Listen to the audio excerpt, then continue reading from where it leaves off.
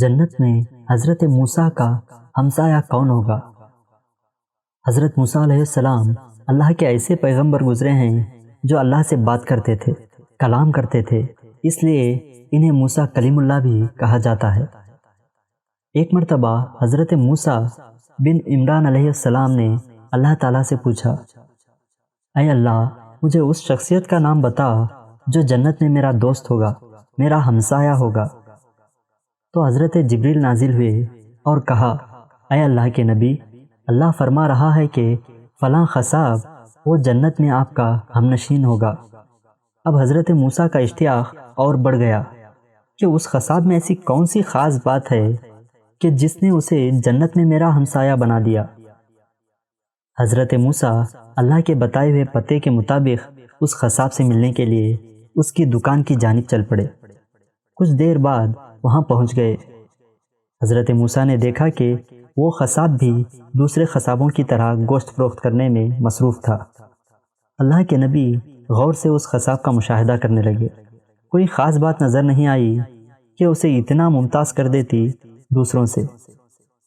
جب عصر کا وقت ہوا، نوجوان فارغ ہوا، اپنے حصے کا اس نے گوشت اٹھایا، اپنے گھر کی جانب کو چل پڑا۔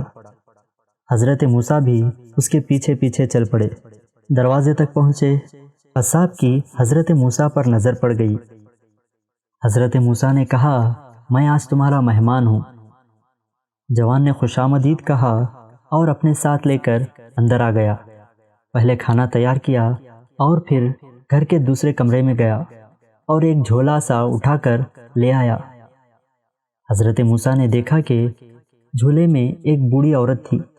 خضاب نے اس ضعیفہ کو اس جھولے سے نکالا جو بہت کمزور اور ناتواں تھی۔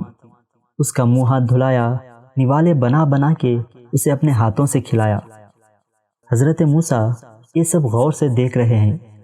بڑھیا نے کھانا کھا لیا، پھر اس خضاب نے اپنی بوڑھی ماں کو اس جھولے میں ڈالا اور سابقہ مقام پر رکھنے کے لیے اٹھا تو بوڑھی عورت نے دعا کے لیے ہاتھ بلند کیے، زبان سے کچھ کلمات ادا کیے۔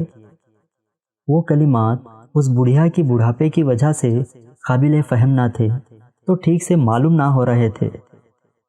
اس خصاب نے اس جھولے کو اٹھایا اور اسے دوسرے کمرے میں رکھایا۔ اس کے بعد حضرت موسیٰ کے لیے کھانا لے آیا۔ موسیٰ نے کھانا تناول فرمایا۔ اس کے بعد حضرت موسیٰ نے خصاب سے پوچھا، اس عورت سے تمہارا کیا تعلق ہے؟ خصاب نے بتایا، میری ماں ہے۔ کہا، یہ سب کیا ماجرا ہے؟ کہا، میں مالی طور پر کمزور ہوں، یہ بیمار ہے، اس کی خدمت کے لیے میں نوکرانی نہیں رکھ سکتا، اس لیے خود اپنی ماں کی خدمت کرتا ہوں۔ حضرت موسیٰ نے پوچھا کہ تمہاری ماں کھانے کے بعد دعا کے لیے کچھ ہاتھ بلند کر رہی تھی، کیا کہہ رہی تھی؟ خصاب نے جواب دیا، کہا، میری ماں کا اصول ہے، جب بھی میں انہیں نہلاتا ہوں، کھانا کھلاتا ہوں، خیال کرتا ہوں، طہارت و پاکیزگی کرواتا ہوں تو اس کے بعد وہ دعا کے لیے ہاتھ بلند کرتی ہے، کہتی ہے، اے پروردگار، میرے اس بیٹے کی جو میری اتنی خدمت کرتا ہے مغفرت فرمانا اور اسے جنت میں موسیٰ کا ہمسایہ بنا دینا۔ یہ سننا تھا کہ موسیٰ نے فرمایا، اے جوان، تجھے مبارک ہو، اللہ نے تیرے ماں کی دعا قبول کر لی۔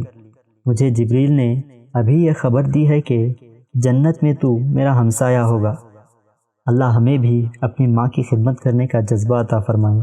جن کی ماں انتقال کر گئی ہیں، ان کی مغفرت فرمائے، آمین۔